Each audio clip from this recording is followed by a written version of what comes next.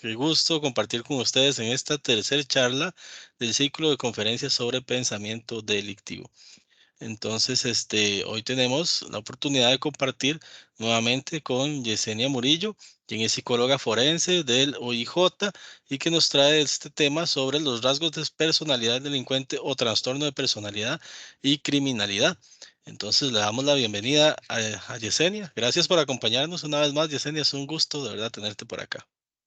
Gracias, no, el gusto totalmente, bueno, para mí y a la institución a la que yo represento, colaborar, informarnos, es parte también del proceso que el OIJ también quiere transmitir a la ciudadanía. Voy a apagar la cámara por si se me pega un poquito la presentación. De acuerdo. Bueno, em, antes de empezar, para contarles un poquito, bueno, como dijo don David, mi nombre es Yesenia Murillo. Yo soy psicóloga clínica forense. Yo pertenezco a la unidad de análisis del comportamiento criminal del organismo de investigación judicial. Esta es una unidad itinerante. Nosotros trabajamos lo que es la perfilación criminal. Siempre cuando el sospechoso sea desconocido para la víctima, realizamos, digamos, como la parte de perfilación criminal. También hacemos evaluación de riesgos de algunos ofensores sexuales, y de algunos otros sujetos que han cometido delito de manera serial. Hacemos victimología forense, que es diferente a lo que es la autopsia psicológica. Nosotros hacemos entrevistas a profundidad, utilizamos la cámara de Gesell. ¿Cuál es la diferencia con la autopsia psicológica y la victimología forense que nosotros hacemos? Es porque la autopsia la pide el juez a nivel de peritaje, se la pide o los compañeros que son los responsables para responder la pregunta psicolegal son los compañeros que integran la sección de psicología y psiquiatría forense en San Joaquín. Nosotros estamos más para responder o somos una herramienta más en el proceso de investigación del organismo de investigación judicial. Nosotros trabajamos tú a tú con los investigadores. También pertenezco a la unidad de negociadores en TAC, también es un equipo itinerante, y a la unidad de asesores e investigación psicosocial de el OIJ. Nosotros nos encontramos en San Pedro. Entonces, digamos, parte de todo lo que nosotros hacemos también es educar al investigador que lleva el caso y usamos mucho la psicología no para patologizar al delincuente, sino para comprender el proceso psicológico que llevó a esta persona a cometer un delito o una serie de delitos. Esto lo hago o hago la aclaración porque no quisiera como que quede, que va a quedar grabado, que lo que nosotros buscamos es patologizar al delincuente, porque la mayoría de ellos no lo son. Y cuando hablamos de trastornos de personalidad, hablamos de personas y hablamos de rasgos. Y las personas que presentan ciertos rasgos para ser diagnosticadas con un trastorno de personalidad, no tienen pérdida de contacto con la realidad. Son personas que pueden ser imputables, ¿verdad? Entonces también eso es como importante para hacer la introducción. Paso a la aclaración, inicio la presentación. Yo se la di a David, ¿verdad? A don David, perdón. Entonces, si gustan, pues, para yo ir un poco más rápido, porque sí es como más la parte teórica, porque hay algunos conceptos que tienden a confundir o los hemos popularizado y los manejamos de manera incorrecta. Entonces nosotros partimos del hecho que la personalidad es una organización dinámica, ¿verdad? Ahí van integrados los hábitos, las actitudes, todo lo que nosotros hemos adquirido en nuestro entorno. Esto tiene que ver con la forma en cómo nos relacionamos con nuestras familias, con las creencias de nuestras familias, con los valores de nuestras familias y todo este proceso, ¿verdad? Todo este proceso psíquico de alguna u otra forma va a influir en cómo la persona se perciba a sí mismo y cómo se va a relacionar esta persona con el mundo exterior. Ay, ok. La personalidad es un constructo psicológico. Esto quiere decir que, bueno, que a raíz de todas las investigaciones que se han hecho, se logra identificar que son características psíquicas que una persona presenta y cómo esta, como les decía al principio, se relaciona y resuelve sus problemas. Tiene que ver con las emociones y la forma que esta persona se comporta. Pero también al hablar de personalidad, nosotros tenemos que tener claro estos conceptos que suelen confundirse. La personalidad está basada mediante el carácter y el temperamento. Y una mezcla de esto es lo que viene a conformar nuestra personalidad, que era lo que yo les decía anteriormente. Toda esta relación, todo esto que nosotros adquirimos y absorbemos en el proceso de socialización de la familia, la escuela, en general, va a repercutir en cómo nosotros nos vamos a resolver los problemas. Pero también hay una parte que es el temperamento, que el temperamento es esa parte biológica innata, o sea, es la dimensión biológica que hace que nosotros seamos únicos y particulares. Entonces, esta mezcla es lo que nos permite a nosotros este, hablar de este constructo que es personalidad. Ay, como les decía, ahí está el carácter, ¿verdad? Esta es la forma basada o cómo nosotros vamos absorbiendo todas estas experiencias del proceso de socialización. Entonces, a partir de eso, entonces lo que nosotros tenemos es cuando hablamos de trastorno de personalidad, vamos a hablar entonces de perturbaciones. Desde lo psicológico es complicado es hablar de lo normal y anormal, entonces vamos a dejarlo acá como estas perturbaciones que se vienen dando en diferentes dimensiones. Para hablar de un trastorno de personalidad, tiene que haber afectación en diferentes dimensiones, en la emocional, en la afectiva, ¿verdad? En las motivacionales, ¿verdad? Y lo más importante, y va a ser un continuo durante la conversación del día de hoy, que la forma como él se va a relacionar y va a responder o resolver sus conflictos. Para hablar nosotros de trastornos de personalidad, ¿verdad? Tenemos que estar claro que esto no constituye episodios aislados, sino que tienen que ser que se prolongan a lo largo de la vida. Nosotros hacemos un ejercicio muy fácil que le preguntamos a la persona o al compañero que lleva el caso cuando estamos trabajando estos temas, es que decimos, ¿quién no se ha enojado? ¿Quién no se ha levantado y se pone hostil? ¿Quién no, no quiere a veces colaborar? ¿Quién no, actúa de manera impulsiva? ¿Quién no ha mentido? Pero la diferencia para hablar de trastornos de personalidad es que estos rasgos o estos comportamientos o estas características tienen que presentarse durante un tiempo prolongado. Tiene que haber un continuo. No porque hoy yo sea fría o que yo sea poco empática o porque yo hoy fui hostil con un compañero. Eso no significa que yo tenga, por ejemplo, un trastorno de personalidad antisocial. Simplemente es parte de circunstancias del evento o del día anterior o lo que me pasó, circunstancias, venía manejando, me echaron el carro o yo misma me brinqué un alto, entonces eso me puso alterada o me puso enojada, ¿verdad? Pero no siempre yo tengo estos comportamientos. Para hablar de trastornos de personalidad tiene que existir un continuo en estos rasgos.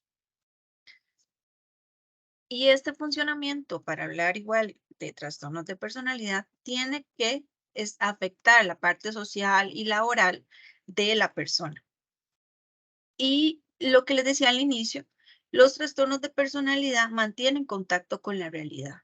Esto es lo que nos hace nosotros ir cocinando el tema sobre la inimputabilidad.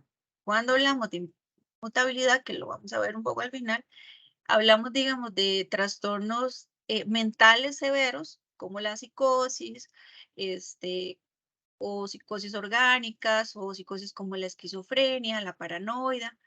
Dentro de la psicosis están, digamos, la esquizofrenia, la paranoia y otras, tipo de psicosis. Que eso, digamos, lo podríamos hablar en otra oportunidad. En esto nos vamos a concentrar en los trastornos de personalidad y esa sería la diferencia, que los trastornos de personalidad no hay pérdida de contacto con la realidad. Entonces, las personas que puedan cometer un delito, pues van, o la probabilidad de que sean imputables, es bastante grande. La mayoría de personas con trastornos de personalidad, como ellos han vivido con estas características durante mucho tiempo en su vida, pues son personas que no lo ven raro, no lo ven diferente, ¿verdad? Entonces ellos no están mal, ¿verdad? Por ejemplo, podemos tener un jefe con rasgos de personalidad narcisistas, entonces encontramos un jefe que tal vez sea poco empático, frío, explotador, manipulador, ¿verdad? Entonces, y esta persona no se concibe o no se percibe a sí mismo como parte de un problema o parte de una serie de circunstancias que están llevando a un ambiente laboral difícil. ¿Por qué? Porque es la forma en que ellos se han relacionado toda la vida y no se visualizan como parte de. Para que una persona con un trastorno de personalidad asista a terapia, tiene que reconocer que esto le está afectando. En el caso de los narcisistas, pues es muy difícil que esa persona se visualice primero como un problema y segundo que esté afectando a las otras personas, ¿verdad? Entonces, los que tienen o hayan tenido jefaturas con estos rasgos de personalidad narcisista, pues van a sufrir bastante, porque la persona no va a cambiar. O sea, como les decía al inicio, esto es un continuo, es un comportamiento eh, en él o en ella. Si bien es cierto, algunos trastornos de personalidad, podrían venir acompañados de problemas que afectan tanto a la persona como al externo. A la persona, ¿por qué? Porque, digamos, si no se logra identificar o el buen manejo de algunos rasgos de personalidad, podemos tener que se cometan delitos, otros puedan llegar al suicidio. Recordemos que el suicidio no es un delito, digamos, como el paréntesis para que nosotros aclaremos y aprovechemos. El abuso de sustancias, problemas interpersonales, laborales, académicos y conflictos de pareja. Muchos de personas que posiblemente tengan dificultades o problemas de violencia doméstica, vamos a encontrar personas o sujetos, o mujeres también, que sean también narcisistas, que tengan algunos rasgos de personalidad antisocial, como mentir, manipular, impulsivos, mal manejo de las emociones, pero no necesariamente eh, ellos se visualicen como parte del problema y busquen, digamos, ayuda. ¿Qué entonces vamos a entender como rasgos de personalidad? Digamos, nosotros lo explicamos que estos rasgos de personalidad son las características que se van a desplegar de los trastornos de personalidad. Para poder diagnosticar un trastorno de personalidad, se debe cumplir ciertos criterios, ¿verdad? 3, 5, en un periodo mayor de 6 meses, ¿verdad? ¿Por qué? Porque tiene que tiene que presentar, perdón, una continuidad, perdón, de estos rasgos o características para que nos quede más fácil de entender. Entonces, que los rasgos son patrones persistentes de formas de percibir, relacionarse y pensar sobre el entorno y sobre uno mismo, que se ponen de manifiesto en una amplia gama de contextos sociales y personales. Cuando hablamos de rasgos de personalidad, no es que la persona en el ámbito familiar actúe de una forma y en el ámbito laboral de otra. Estas personas, como no se perciben como problema y no se perciben diferentes, actúan de la misma manera en diferentes ámbitos y tienen afectaciones también en diferentes ámbitos. ¿Cuál sería entonces la diferencia entre un rasgo de personalidad y un trastorno de personalidad? Entonces, los rasgos de personalidad, ¿verdad? Van a representar eso que hablábamos anteriormente, esos patrones de pensamiento, percepción, la forma en cómo reaccionamos y cómo manifestamos nuestros problemas a lo largo del tiempo. Entonces, para que exista o para que se logre diagnosticar un trastorno de personalidad, es cuando estos rasgos son rígidos y no se pueden modificar y van a deteriorar tanto la parte laboral como interpersonal. Para hablar de trastornos de personalidad, tenemos que volver al tema, porque eso es súper importante, hablar de ese continuum, ¿verdad? Estos rasgos, para hablar de trastorno o estas características, tienen que estar enraizados y de manera inflexible, que la persona no lo pueda modificar simplemente porque él diga, hoy ya no quiero ser violento, hoy ya no quiero mentir, hoy voy a dejar de consumir droga, hoy voy a dejar de cometer un delito. No, esa es la dificultad que presentan algunos rasgos de algunos trastornos, máximo los del grupo B, que son los que están más relacionados con los delitos.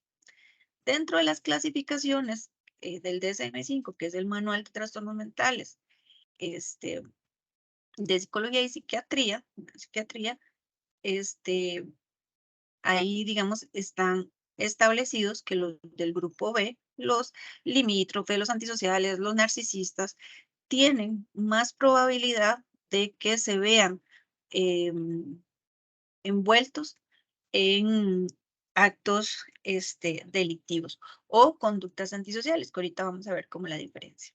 Entonces, retomamos. Tienen que estar profundamente enraizados, provocan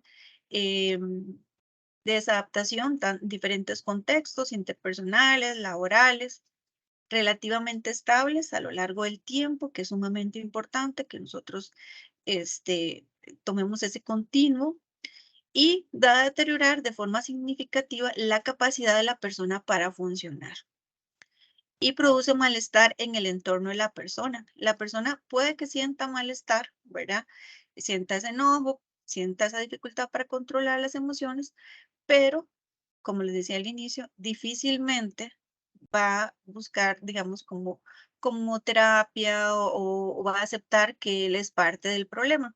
Estas personas, la mayoría de veces, como son inmaduras, trasladan todo lo que les pasa a terceras personas, o sea, porque ellos no se perciben como parte de,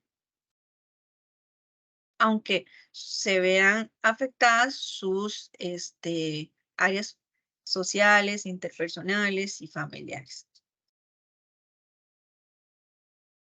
Otro concepto que es sumamente importante cuando hablamos de trastornos de personalidad y sus rasgos, que vamos a entender como estas características que describen cada trastorno, es nosotros poder diferenciar lo que es la conducta antisocial y la conducta delictiva. Porque la conducta antisocial, este, queda claro que tiene que ver con estas acciones o comportamientos que afectan o lesionan la norma de convivencia. O sea, que una persona mienta, que consuma drogas, aunque sean ilegales, y alcohol, no lo hace que sea un delincuente o que presente una conducta delictiva, porque la conducta delictiva tiene que ver o se traduce en ese comportamiento de esa persona, pero se encuentra determinado previamente como un delito en el Código Penal o en las leyes o en las normas jurídicas del país. Entonces, esa es como una diferencia importantísima en que nosotros podemos diferenciar.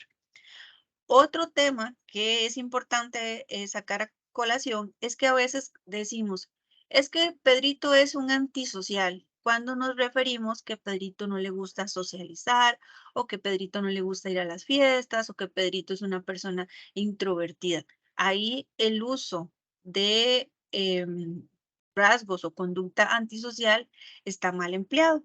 ¿Por qué? Porque la persona que tiene dificultades para socializar o que es introvertido o que disfruta estar consigo mismo más tiempo que con otras personas, esa es una persona que presenta un comportamiento asocial, ¿verdad? Entonces, desde ahí empezamos nosotros como a educarnos en utilizar la terminología adecuada, que nos educamos nosotros, educamos al resto y entonces es más fácil como lograr entendernos.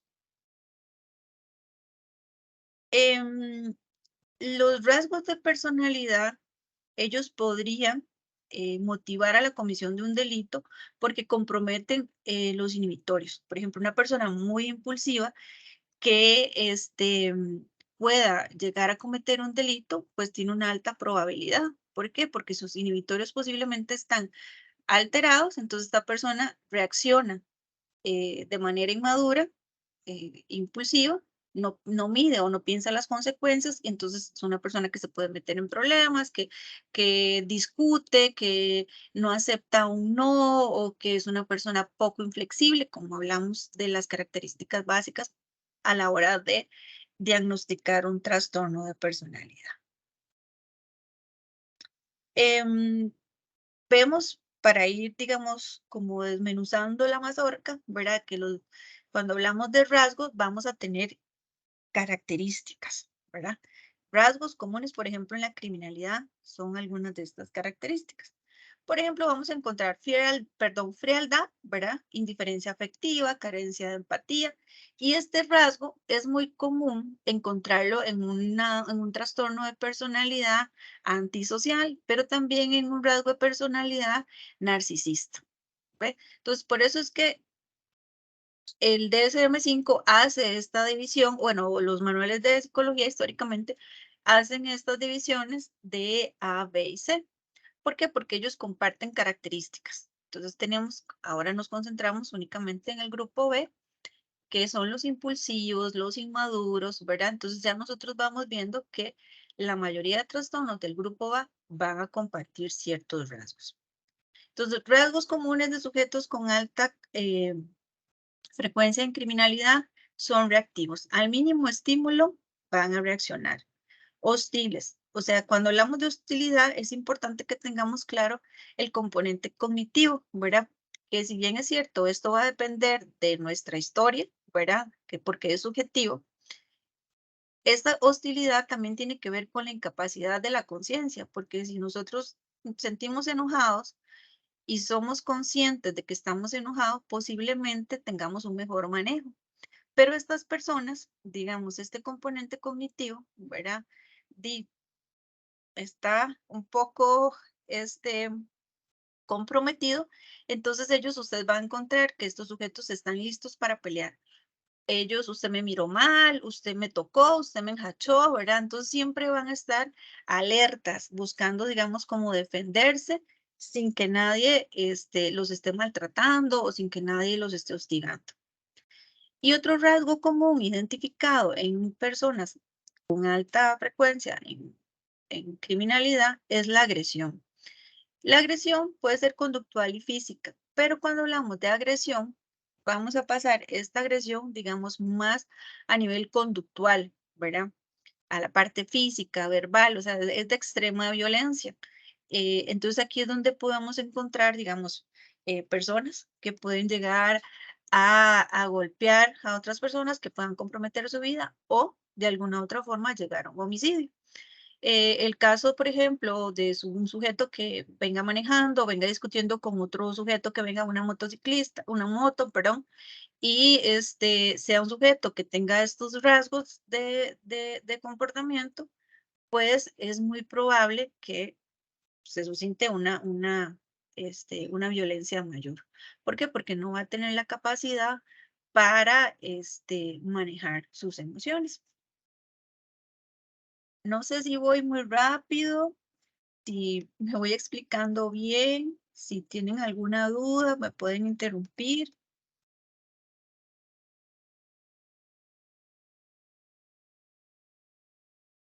¿Todo bien?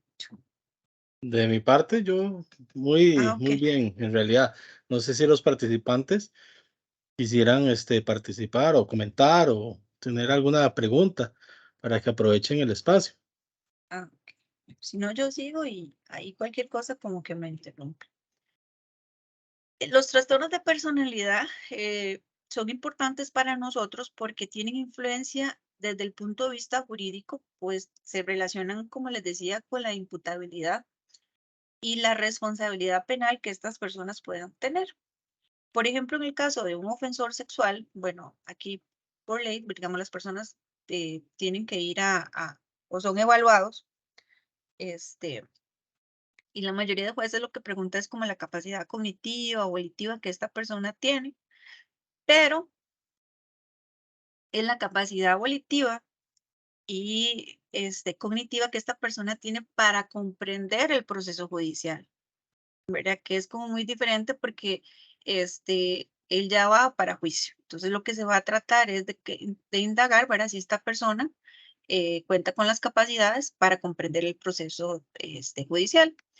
Otras preguntas psicolegales, bueno, si esta persona cuenta con las competencias, ¿verdad? O si tiene algún trastorno de personalidad o si tiene algún trastorno mental que le impida, ¿verdad?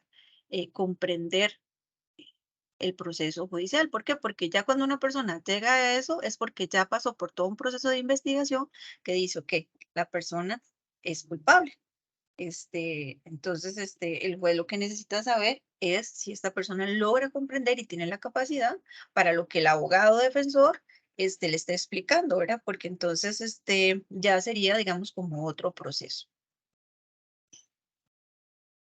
¿Qué tendría que ver, digamos, con los casos de que son inimputables, ¿verdad? Si una persona comete un delito y se le considera mediante una evaluación o porque esta persona ya tiene antecedentes psiquiátricos y tiene antecedentes médicos, ¿verdad? Porque no necesariamente la inimputabilidad tiene que ver con una enfermedad mental, sino también puede ser que un accidente de tránsito le provoque a una persona un deterioro en su salud mental que lo haga inimputable, ¿verdad? Porque es una persona que puede que tenga delirios, alucinaciones, pero no porque tenga antecedentes por un trastorno mental, sino que mediante un accidente de tránsito o laboral, esta persona se vieron alterados algunas áreas del cerebro que lo llevó a cometer un delito.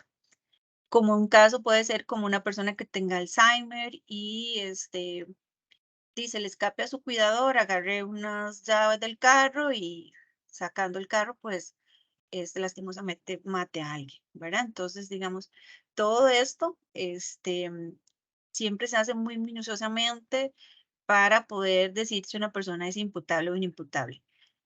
Los psicólogos en San Joaquín, ellos lo que hacen es una evaluación, ¿verdad? Digamos, como para que sepamos un poquito, pero es el juez el que toma la decisión, ¿verdad? ¿Por qué? Porque es un proceso judicial. Em, También dentro de los casos de inimputabilidad Bueno, hablamos, disculpe, ajá, es que tengo una consulta, pero no sé si claro, la puedo interrumpir. claro, Gracias. En, en esta cuestión de imputables, cuando una persona se encuentra bajo los efectos de alguna sustancia, es responsable o no? bueno, igual ahí, se hace, digamos, como la evaluación y todo lo demás, pero digamos, para ver cómo, porque me están grabando, ¿verdad?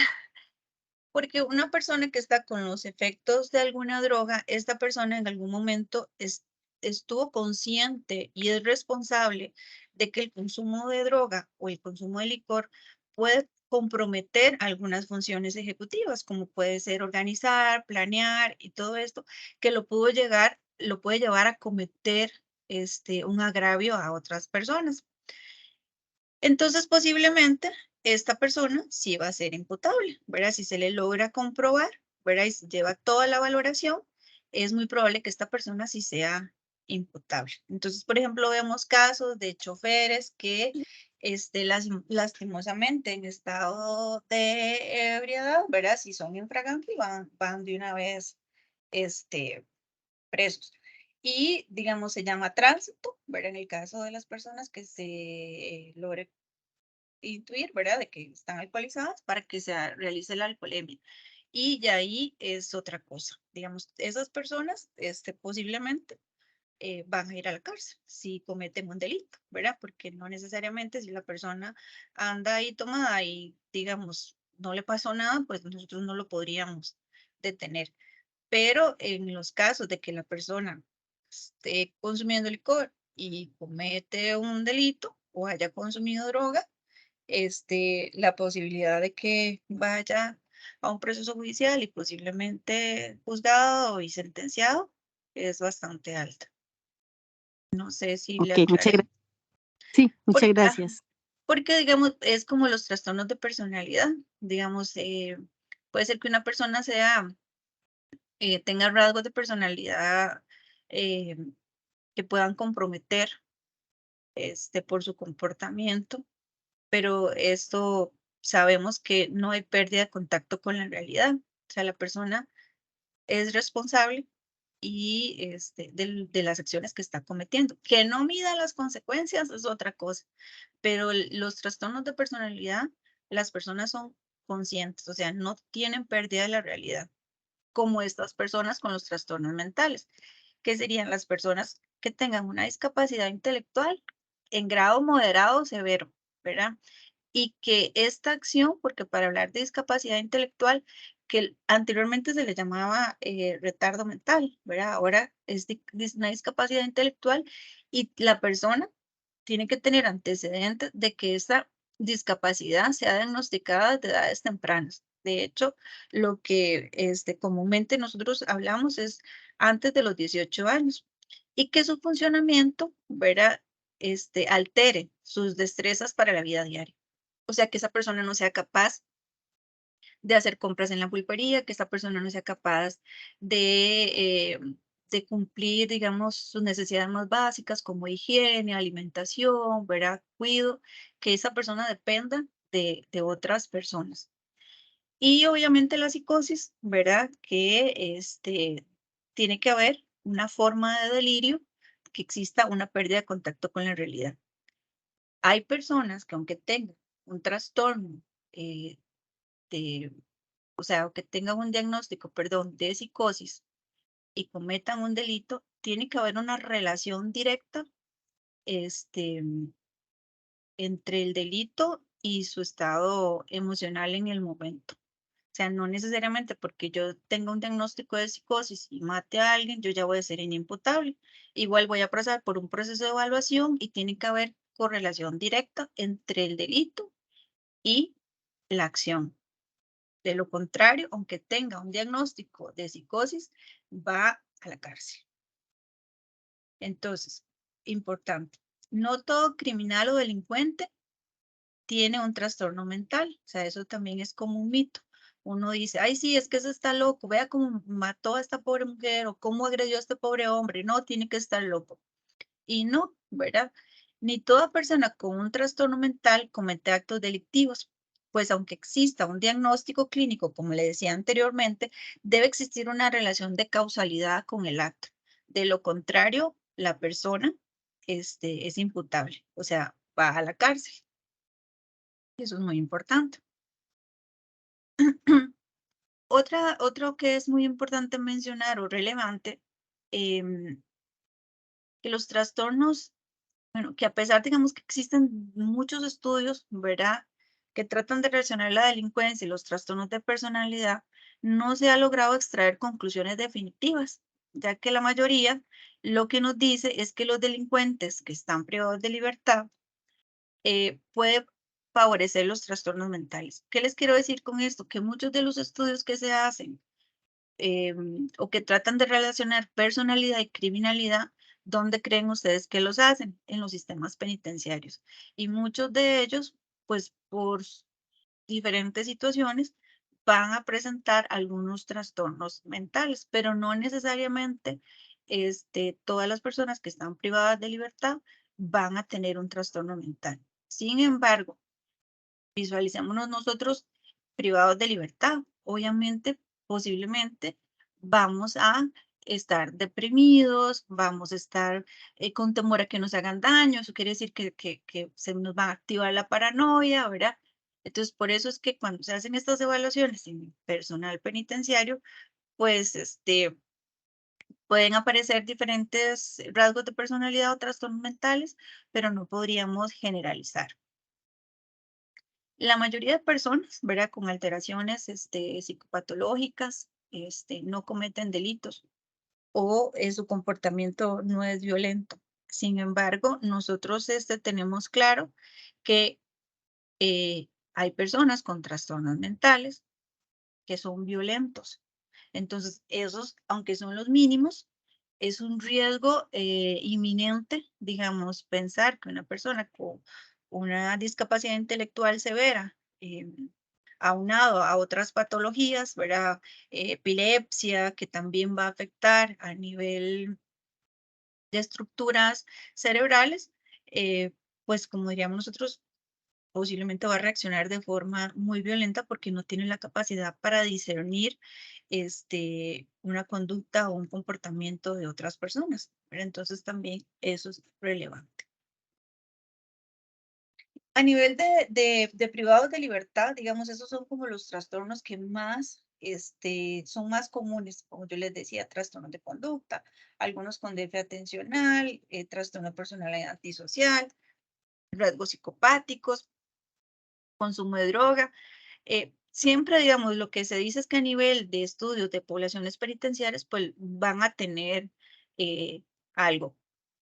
Que si bien es cierto, por ejemplo, los trastornos del ánimo son más frecuentes en mujeres, los hombres también, pues los presentan.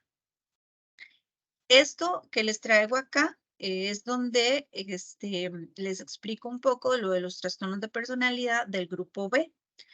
Pero para hablar de trastornos de personalidad se tiene que tomar, digamos, como estas características. Son grupos heterogéneos de alteraciones persistentes, inflexibles e inadaptativas, que es algo que nosotros vimos al inicio cuando hablábamos de que los rasgos son enraizados, inflexibles, ¿verdad? Que deterioran el funcionamiento social y ocupacional, ¿verdad? Que no existe pérdida de contacto con la realidad, ¿verdad? Los trastornos de personalidad, eso es importantísimo que lo tengamos en cuenta. ¿Y pueden ocasionar malestar emocional? Efectivamente, sí. La mayoría de los rasgos o los trastornos de personalidad se dan en la adolescencia o al comienzo de la edad adulta.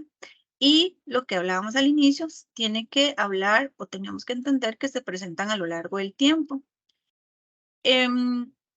Todos nosotros somos un abanico de rasgos de personalidad, ¿verdad? Posiblemente no somos tan puros para ser diagnosticados con uno de estos trastornos, pero sí la mayoría tenemos rasgos, que algunos se presenten con cierta continuidad en el tiempo, eso es lo que nos va a caracterizar, pero otros, al no estar tan constantes durante nuestro desenvolvimiento o nuestro crecimiento, no se enraizan en nuestro comportamiento. Y vemos que retomamos al inicio, ¿verdad? Lo de la personalidad, que hablamos de carácter y hablamos de temperamento, ¿verdad? Siendo que carácter es la parte, digamos, de la relación social, las creencias y la parte del temperamento que es la parte biológica, ¿verdad? Los genes. Entonces aquí, ¿verdad? Esos son los tres grupos que yo les decía.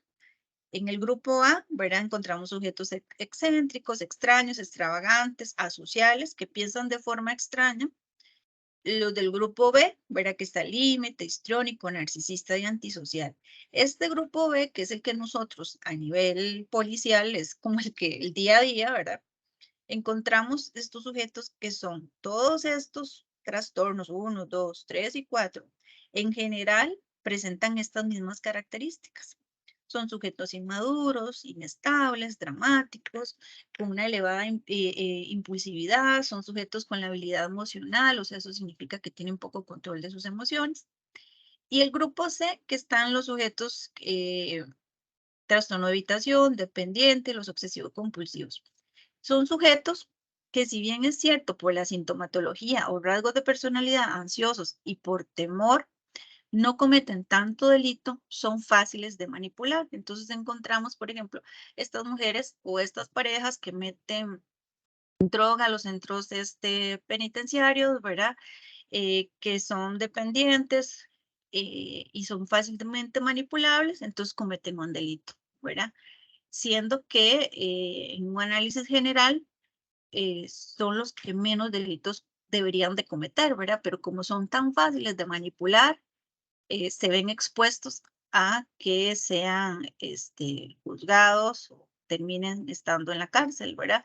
Pero por eso mismo, ¿verdad? Porque son muy fáciles de manipular, se dan como a las otras personas, ¿verdad? No piensan ni en ellos mismos, sino que se dan a las otras. Entonces, personalidades como el grupo B captan estas personas y para su propio beneficio.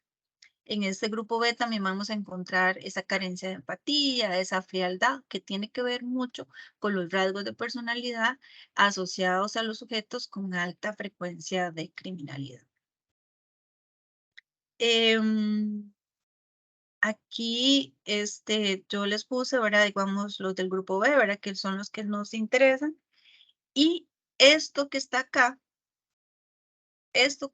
son rasgos de personalidad o son características. Entonces, por ejemplo, vemos en este que les traje que es, digamos, ya no dije nada, el trastorno de personalidad antisocial. Estas características que están acá son esos rasgos que nosotros tenemos que identificar en el continuo del tiempo. Entonces, por ejemplo, para nosotros identificar o diagnosticar una persona con trastorno de personalidad antisocial, primero tenemos que hablar de 6 meses de presencia de estos rasgos, tenemos que hablar de 3 a 5, ¿verdad? Entonces, por ejemplo, presenta un patrón conductual de despreocupación por los sentimientos de los demás, digamos como la carencia de apatía, la frialdad, desprecio por las obligaciones y normas sociales, incapacidad para mantener relaciones personales o laborales estables, baja tolerancia a la frustración, fácil irritabilidad, tendencia al comportamiento violento, escasa capacidad para experimentar sentimientos de culpa, poca facilidad para aprender de las experiencias, o sea, que comete un delito u otro, va a la cárcel y vuelve a salir, o sea, el concepto de castigo para esta persona no lo logra entender. Bueno, ahí está, alta resistencia al castigo y una predisposición para culpar a los otros. Entonces, esto que está aquí o lo que yo les leí uno por uno son los rasgos de personalidad. Entonces, para poder diagnosticar a alguien con un trastorno de personalidad antisocial, debe cumplir con estos criterios. Ahora bien, el profesional en salud, el psiquiatra o el psicólogo, tiene diferentes instrumentos que le ayudan a llegar a conclusiones. Por ejemplo, nosotros a nivel policial hablamos de presencia de rasgos. Yo no me atrevería con la información que tengo porque yo no evalúo al sujeto, porque nosotros trabajamos con sujetos sospechosos. Sí hacemos evaluación de riesgo cuando tenemos un sospechoso, pero con base a la información que ellos nos dan.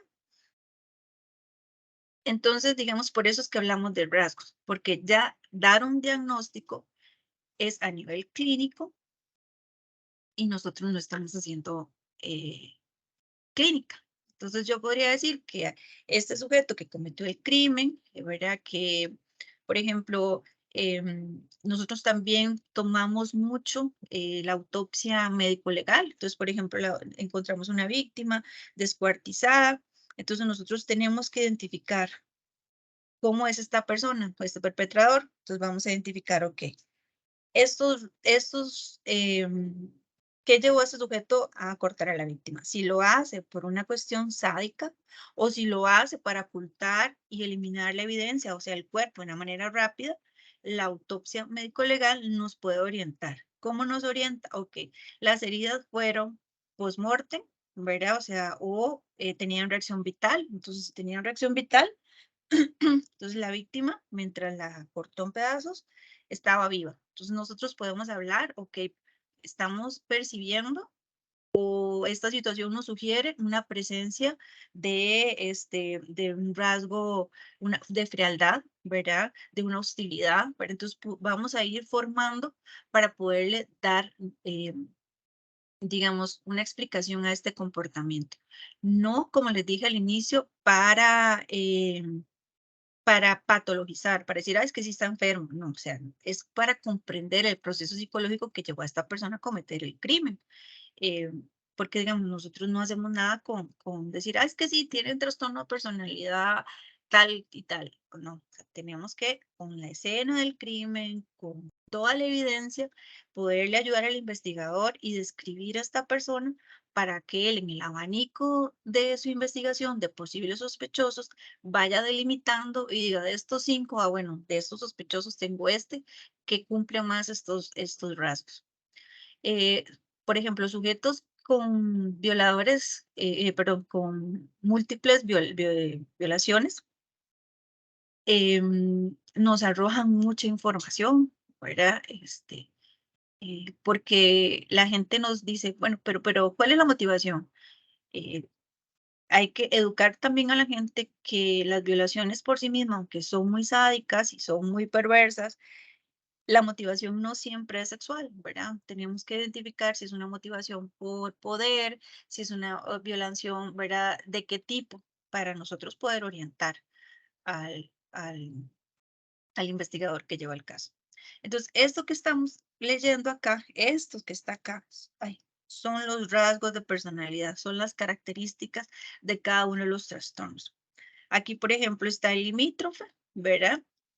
El histriónico, ¿verdad? Y el narcisista. Entonces, ¿qué son los que se ubican en el grupo B? Que son los que más relación tiene con algunos o sujetos con frecuencia a la criminalidad. Ok. No sé si tienen alguna duda sobre esto, porque lo que les traje, digamos, fueron los del grupo B y para no tener que, digamos, como leerle cada uno, porque lo que sí me gustaría es como que quede claro que esto que está acá son estas características, son los rasgos de estos trastornos. Y no todos vamos a tener todo, ¿verdad? En mayor o menor grado se va a presentar. Por eso es importante conocer los antecedentes de esta persona, porque no es que hoy usted llegó y cometió un delito o cometió un acto violento. Hay un antecedente de eso, que es, digamos, en este proceso que nosotros hacemos, es tratar de darle, digamos, una descripción a esos comportamientos. Digamos, una persona que mata a otra persona nos arroja mucho. El cuerpo de la víctima, nosotros en la mayoría de los casos, lastimosamente, trabajamos ya víctimas fallecidas. Entonces, por eso es que la autopsia, la escena, ¿verdad? El análisis geográfico, ¿verdad? Si fue, por ejemplo, que la víctima donde la dejó, la abordó, la mató o la trasladó, todo eso nosotros lo analizamos. ¿Por qué? Porque entonces nos da mucho para análisis.